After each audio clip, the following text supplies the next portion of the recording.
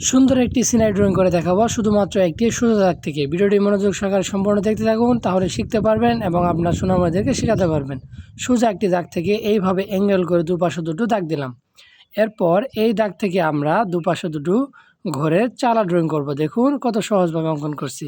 দুপাশে দুটো ঘরের চালা আঁকলাম। এরপর ঘরের চালা থেকে এইভাবে আমরা ঘরের নিচের অংশ ড্রয়িং করব। দেখুন এই তো ঘরের নিচের অংশ আমরা ড্রয়িং করছি। এ পাশে একটি ঘর এবং এই পাশেও আমরা আরেকটি ঘর অঙ্কন করছি। এই তো কত সহজভাবে দুপাশে দুটো অর্ধ ঘর আমরা ড্রয়িং করলাম। এরপর ঘরে এখানে একটি দরজা, এখানে একটি জানালা আঁকলাম। তারপর একইভাবে এই পাশেও আমরা ঘরের একটি দরজা এবং একটি জানালা ড্রয়িং করব। ঘরের দরজা জানালা অঙ্কন করা শেষ হলে এখন দেখুন এই ঘরের উপরে ভিলেটার মতো একটি দাগ, এ পাশে একটু লম্বা করে হালকা একটু বাঁকা করে দুটো করে আমরা এখানে দাগ দিলাম। এই দুটো দাগ থেকে আমরা ড্রয়িং করব একটি তাল গাছ। খুবই সহজভাবে আমরা ড্রয়িং করে দেখাবো। এই তো এই দাগের উপরে এইভাবে ভাঁজ ভাঁজ করে একটি দাগ দিলাম এবং এই দাগের উপরে এইভাবে একটু দাগ দিলেই হয়ে যাচ্ছে সুন্দর একটি তাল গাছ। কত সহজভাবে অঙ্কন করছি। এখন এই ভিল লেটারের শেপ থেকে আমরা ড্রয়িং করব একটি গাছ।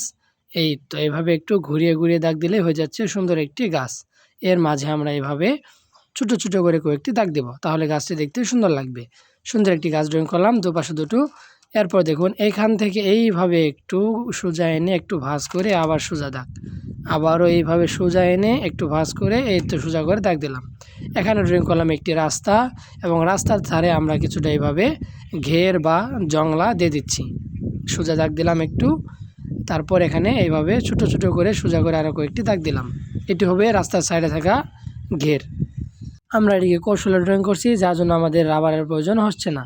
এখন দেখুন উপরে ওই ফাঁকা জায়গায় আমরা একটা বৃত্ত এঁকে নিলাম এবং এই বৃত্তের সাইডে পেন্সিল দিয়ে এইভাবে একটু করে শেড দিয়ে দিব। এটি হবে একটি সূর্য। শেড দেওয়াতে সূর্যটা দেখতে দেখুন কতটা সুন্দর লাগছে, সুন্দরভাবে ফুটে উঠছে। এখন এখানে এইভাবে হালকা করে দুটো দাগ দিয়ে চিকন করে দাগ দেওয়ার পর এর উপরে আমরা এই তো এখানে কিছুটা পাখি অঙ্কন করে দিব। উড়ে যাচ্ছে চারটা পাঁচটা, কিছুটা পাখি অঙ্কন করে দিব।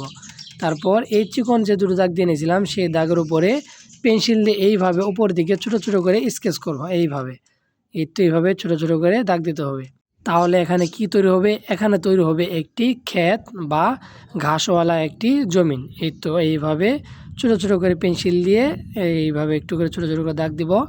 দূরের দিকে আস্তে আস্তে একটু ছোট হবে এবং একটু হালকা হবে, বেশি ঘন করার প্রয়োজন নেই, একটু হালকা হালকা করে দিলেই হবে।